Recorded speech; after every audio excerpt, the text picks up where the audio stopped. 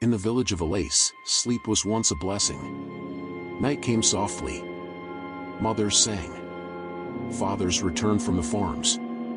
Oil lamps flickered in doorways like small captive stars. And when the children slept, they smiled. Because in Ilasẹ, dreams were sweet. Until the morning one child did not wake up. Her name was Temi. She had gone to bed laughing. But when her mother tried to wake her, Temi's eyes opened slowly. Not like a child returning from rest, but like someone who had walked a very long distance and found nothing at the end of the road. Her body was alive. Her breath was steady. Her heart was beating. But her eyes were empty. She no longer spoke. She no longer cried. She no longer dreamed. 3 days later, another child woke the same way. And then another. And another. The elders said it was a sickness. But the diviner refused to touch the children. He only whispered, "Something is feeding." And from that night forward, the villagers began to fear sleep. If you believe African stories deserve to be remembered, hit the plus button to follow. Like and share this story. Abeni had never had a dream. Not once. Since she was a child, her nights were always black. No visions. No voices. No journeys into the spirit world like the other girls spoke of in excited morning whispers. Just darkness. Her mother used to say, "You are protected." But now, as children in the village began to wake up hollow, Abeni began to wonder if her dreamless nights were not protection, but a warning. Because every child who fell into the empty waking had one thing in common. They were powerful dreamers. Children who spoke of rivers in the sky. Ancestors who called their names. Forests that sang. And then, they slept one night and returned as living shells. Abeni watched her best friend, Saad, become one of them. Saad who used to describe colors that did not exist. Saad who once said, "In my dreams there is a woman who watches me from very far away." Now Saad sat under the mango tree every day, smiling at nothing. That was the night Abeni had her first dream. She did not fall asleep. Sleep fell into her, like deep water swallowing her whole. And suddenly, she was standing in a place that was not the village. The ground was white.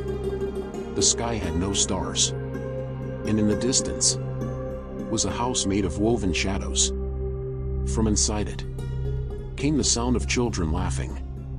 But the laughter was wrong. Too slow. Too empty. Like echoes that had forgotten their owners. Then she saw her. A tall woman. Her back turned. Her hair long and touching the ground. Her fingers thin. Too thin. Like roots. And in her hands, she held something that glowed. Small. Soft. Beating. Like a heart made of light. The woman raised it to her mouth. And swallowed it. Abeni tried to scream. And woke up. Her entire body shaking. Her mother rushed to her side. "What did you see?" Abeni whispered. "She eats them." The diviner did not want to listen. He tried to send her away. But when Abeni described the house of shadows, his hands began to tremble. Because he had seen it once. When he was a boy. In a dream he had never told anyone about. He spoke a name that had not been spoken in generations. Ilasẹ, the mother of dreams. A spirit that did not kill, did not hunt, did not curse. She fed on dreams, on the part of the soul that travels while the body sleeps. Long ago she was worshipped. People offered her dreams willingly. Visions, songs, prophecies. In return she gave wisdom. But men grew greedy. They tried to trap her, to force her to reveal the future. So she left. And when she returned, she no longer accepted offerings. She took The diviner looked at Abeni with horror. You never dreamed because she could not see you. You walked in darkness. You had nothing for her to eat. But now, he placed his palm on her head. You have entered her world, and she has tasted your light. That night Abeni returned to the White Land. This time the woman was waiting. You came back, the woman said without turning. Her voice was beautiful and terrible. You are not like the others. Abeni forced herself to speak. Give them back. The woman laughed softly. They were given to me. You stole them. They were not protected. The woman turned. Her face was young and ancient. Her eyes were full of moving stars. I do not take life, she said gently. I take what makes life worth living. The house of shadows opened. Inside were the children. Not asleep. Not awake. Floating. Their chests glowing faintly. Each time the woman breathed in, their light grew dimmer. Abeni saw Sod. Their eyes met. And for the first time since the sickness, Sod looked afraid. You want them back? The Dream Eater asked. Yes. Then stay. Stay here with me. Become my dream. And I will release the rest. Abeni's heart pounded. If I refuse, then I continue feeding, and your village will forget how to wake.